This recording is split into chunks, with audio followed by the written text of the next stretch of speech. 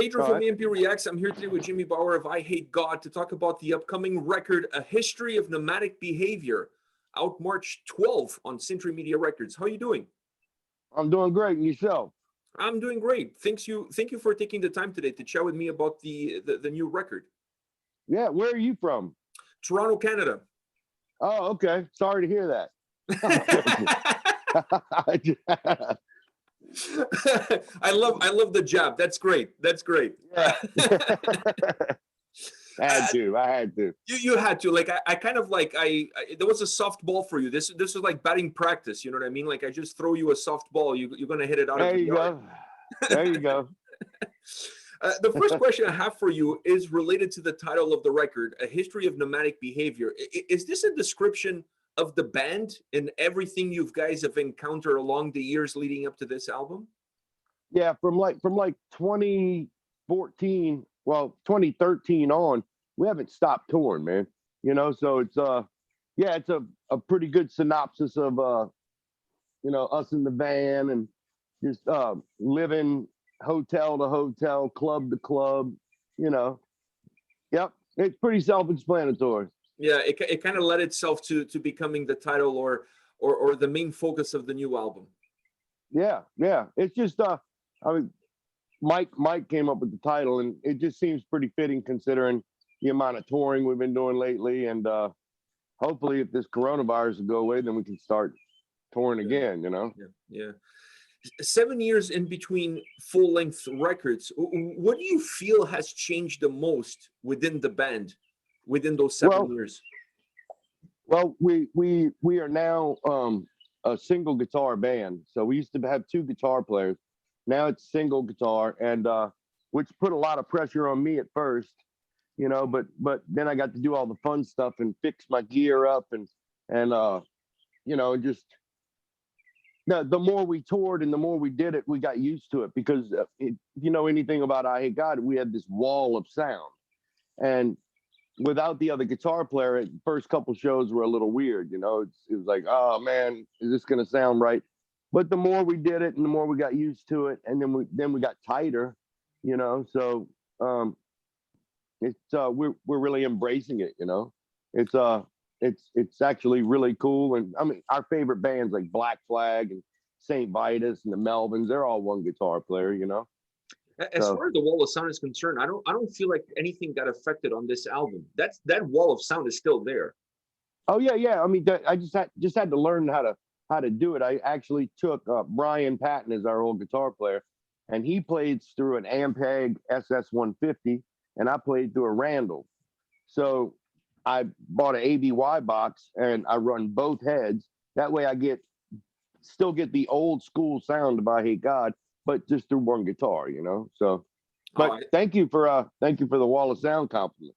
Oh, 100. I mean, it's one of the things when you press play on this record. If there's one thing that hits you in the face, you almost feel like one of those dogs that sticks their head outside of the car when you're going for a drive, because the sound is coming at you and it feels strong. So I don't feel like you guys have lost anything whatsoever. You've been able to still put out the same style sounding record as you did before. Well, thank you, man. Yeah, I mean, we worked really hard on it, and like when we had originally written all the songs, they were for two guitar players. So once Brian quit, then we had to kind of relearn the record as a four-piece, which was challenging, you know. But I think we really nailed it. We're really proud of this record. So we worked long and hard on it, and it's just, again, it's a bummer that Corona's out because, you know, next week when the record drops, we should be playing shows, or we should be starting to play shows now, you know. Yeah, I hear you. But 100%. Yeah. One of the things I wanted to ask you about what changed in terms of the band, but what about you? What changed in these 7 years from your perspective, either as an artist or as a person? Where do you see the biggest changes? A lot, you know. And my daughter was born in 2013, so I have two kids now, and my son was born in 2017. No, 2018. Sorry. So I have two kids now, and I went and lived in Richmond, Virginia for a year. I was going through a divorce, so went and lived up there, and I have a beautiful new girlfriend, and she moved down here to New Orleans with me, and just just readapting to life, you know. And I had to get my arm operated on because I was lifting a bed and I ripped my bicep in half. Yeah, it was gnarly, dude. But had got that taken care of, and you know, after my surgery, I couldn't. They had people fill in for me for about 6 months, and then finally it all comes back, and we go on tour at Napalm Death in Europe, and then you know, then we had to come home because of the Corona thing. But I mean, with you know, I'm just getting older, grayer, Wiser. you know. Yeah. I've been doing iron work, like ornamental iron, with a buddy of mine. So it's haven't really worked a real job in a long time. So that I guess is one thing that's changed, and I don't mind it. You know, I like to work, so I'm always stay busy. I haven't been writing as much as I should. I've been more writing for my solo record and stuff like that than I have anything, and hope to get that done within the next few months. So that's real important to me to get out. And I Hate God, we've been practicing. We already started writing. We want to do an EP of all fast songs to follow up this record. So Oh wow! So there's a lot of stuff on the pipeline for you, either yeah, with the band or as your solo stuff coming out as well.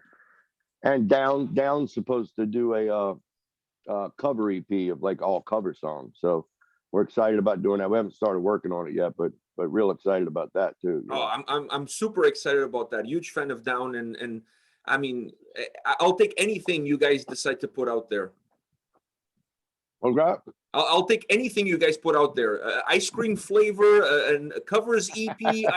I honestly, I could care less at this point in time. I'll take, like, you know, a bra, like panties, whatever it is. I'll take it, man. I'll take it. Whatever you guys can throw at us, the fans. I'll be able. I'm more than happy to jump on it. Yeah. I mean, not to dwell on the whole Corona thing, but I really miss our fans. You know, we because we're the kind of band that we walk around the club, hang out at the merch booth, and you know, interact with our fans, and I really miss that a lot. You know, and I think it's an important part of who we are as a band, and you know, it's just real important. You know, so And yeah, we're constantly trying to stay busy. You know. And on behalf of the fans, I'll tell you that we miss you guys because, you know, one thing is to get the music, and don't get me wrong, having a new album coming out is exciting, is fun, something new to listen to. But it also is a little bit bittersweet because there's no chance of us going the next week or the week after and see you guys play those new tracks live. So there's a little bit of happiness, and at the same time, it's a little bit bittersweet at the same time, you know? Yeah, I mean, I'm pretty confident that within the next 6 months or so, it should be opening up. Yeah, I don't know about. I can't speak for Canada, but there's a lot of, like, Texas is wide open, Mississippi, South Carolina, and Florida. So all those states, you don't have to wear a mask, and they have shows. So we're older. You know, Mike had his liver transplant.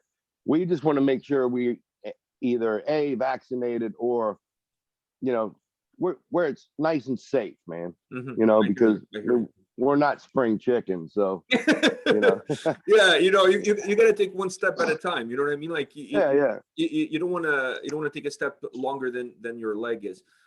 One thing I want to ask you about this record is, if there's one story that you feel like this album is telling, what that story would be. Do you feel like there's one common theme that goes through this record? It's just that the world sucks, dude. You know, it's that's always been our thing. You know, preaching the end time message. You know, it's just I think Mike did a great job with vocals and lyrics. You can really hear his pronunciations, what he's saying, and you know, and you know, he's real sick of the world, and you know, and just yeah. I mean, I guess this record to me really shows our influences, you know. And to me, it's a different sounding I Hate God.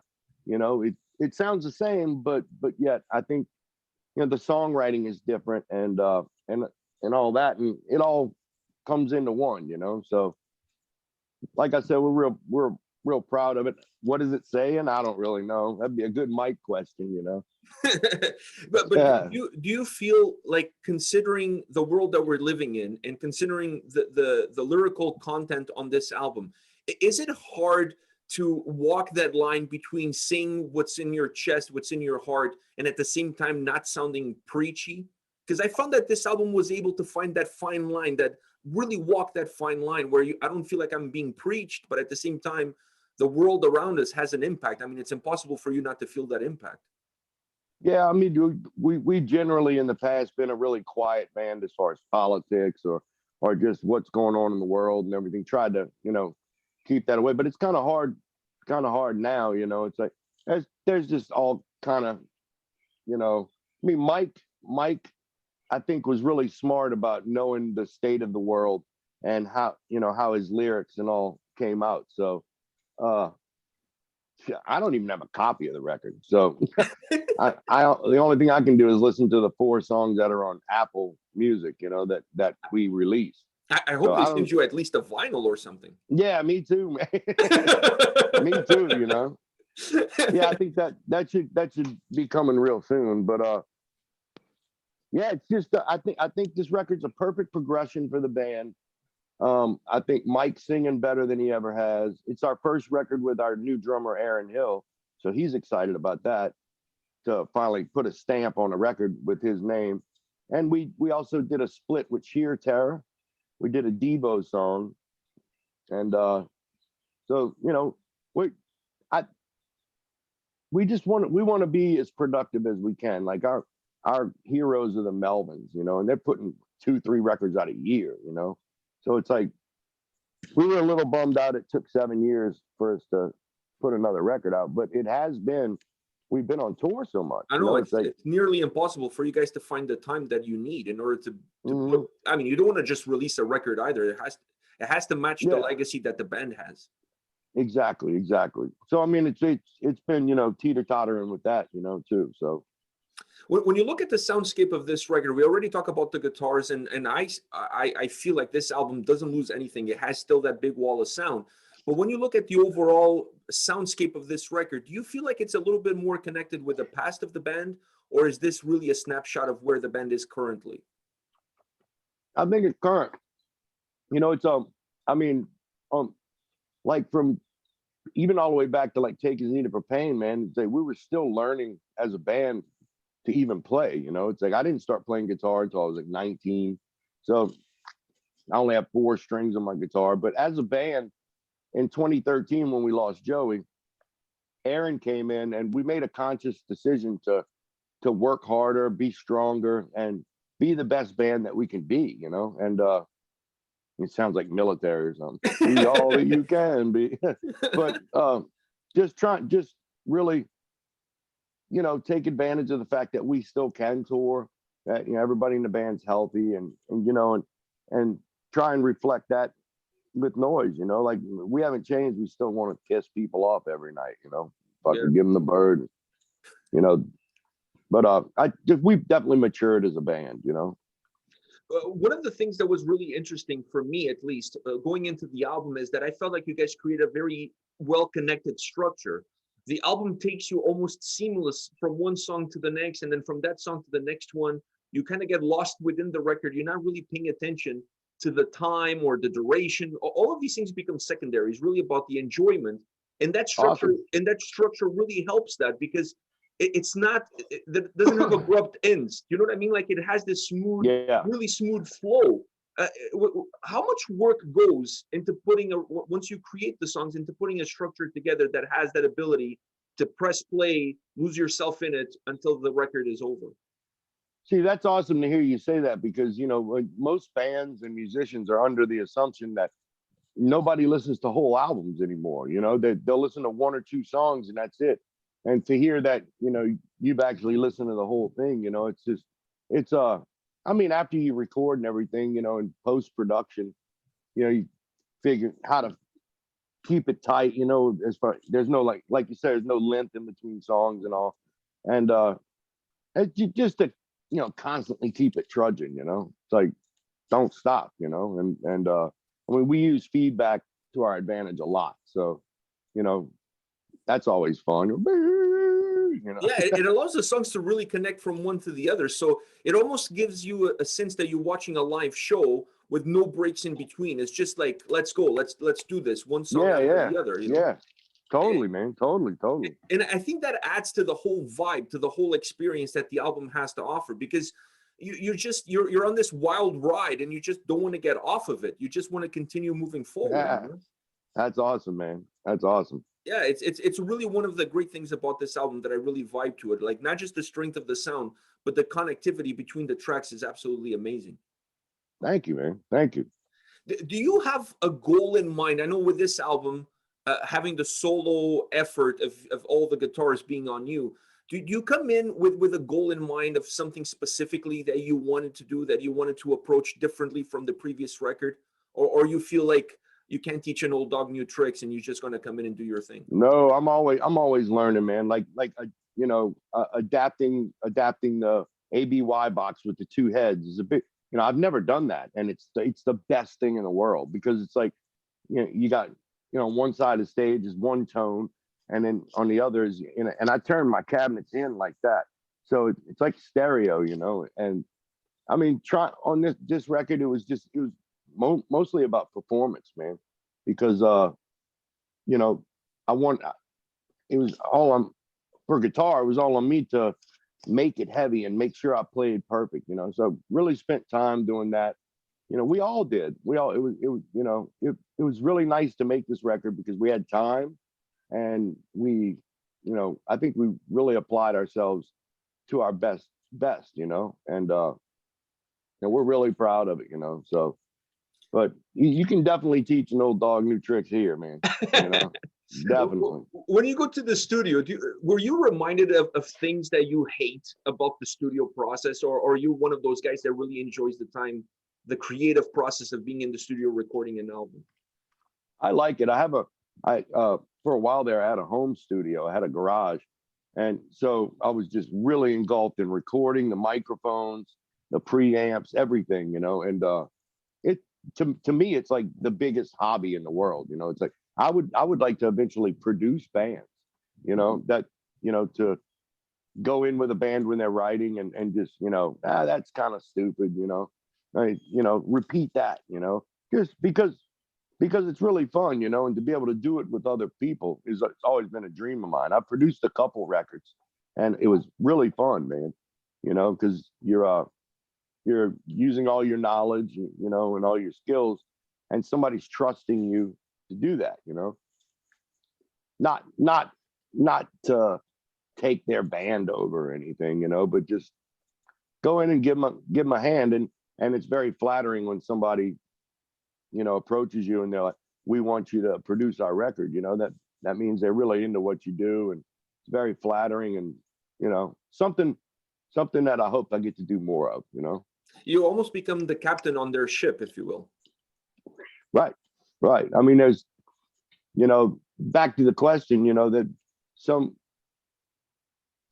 things in the studio can be the repetitiveness in the studio. Like, you know, we did the drums and bass first, and then I had all this time to do my guitars. So, you know, for me, when I tend to like track like that, I mess up a lot, you know. So it's that's a little aggravating, but other than that, you know, it's all fun, man. You know? prefer to do it all together instead of having like one guy coming in at a time and doing their piece? Do you prefer it as a jam session? We recorded everybody together at first, and then go back and fix whatever bass needed to be fixed. And then I have that, you know, that avenue where I can go in and, you know, take my time, and it's fun, man. You know, with all the feedback, and, you know, a couple guys, I mean, like Gary and Aaron, because Mike wasn't here when we recorded, and he lives out of town now. So, you know, just constantly thinking about Mike. You know, maybe we should do this 4 times. That'd be a great place for vocals, and, you know, and I think the teamwork on this record really paid off. Everybody was, you know, really into it and excited about doing it. So yeah, everybody so much that we're going to write another EP, you know. Exactly, and everybody was pushing in the same direction. Yeah. It's for such a negative tone of music and band, you know, it's a really positive thing, you know. Yeah, I was just gonna say that for an album that has such I wouldn't say negative, but dark, very dark undertones to it. You guys had a great time doing it. We pride ourselves on being negative, so you know, it's just you know, there's a weird bunch of dudes, man. So I've played in a lot of bands, and Eyehategod definitely unique, you know. Mhm. And that takes me to my last question, which is you've played in a lot of bands, you've been on a lot of different projects, on a lot of different records. What do you take from this album that is different from every single other album that you've worked on? Um, I mean, I could beat it to death with the single guitar thing, and I'm real proud of that. You know, it's a cool transition, and I don't know. We worked really hard on this record. You know, most of the other bands I play in, we go and we write for a month and then we record. This record was basically written over 7 years. You know, and you know, from the oldest song to the newest song, the progression has been great. Like there's been a lot of like we would with some kind of new song make a great progression, and then go back to the old songs and readapt that to that. You know, that's what I meant about having to learn how to be a 4-piece. You know, as opposed to a 5-piece. With the other guitar, you can always rely on just that wall. You know, so now we have to make the wall, but we have to build it correctly every time we do it. You know, so it's a learning process for us as a band that we loved, and you know, we're old as dirt, so just to be able to continue to do this and have fans that love our band, makes it all for us, you know. And I was going to say, instead of old, let's go with vintage. You guys are vintage. there you go, there you go. Sounds, That's a nice word for old. yes, it Yeah, sounds better. You know, it gives it a nicer feel to it. You guys are vintage. yeah. It's Well, true, Jimmy, very true. thank you very much for your time, and I really hope you get that vinyl soon, so you get the experience of listening to the whole record like I have multiple Yeah, times. yeah. So I hope they get that vinyl to you. You definitely deserve it for all the work you put in onto this record. And Thank you, thank you, man. man. Thank you for taking the time on today to chat with me. I know you're busy with family and everything. I really appreciate your time. No, and thank you, man. I enjoyed your interview and really appreciate it, dude. And I hope to Really see you guys appreciate on the road. I'll be there to give you a fist pump or whatever, and we'll chat next time you're in Toronto. That sounds good to me, as long as it's not snowing, man. let's make it in the summer, which is pretty much just August. Let's face the facts. There's only 1 month of summer in Canada. It's August. That's it. Y'all can keep that snow, bro. Y'all can keep that. And we love Toronto. It's a beautiful city.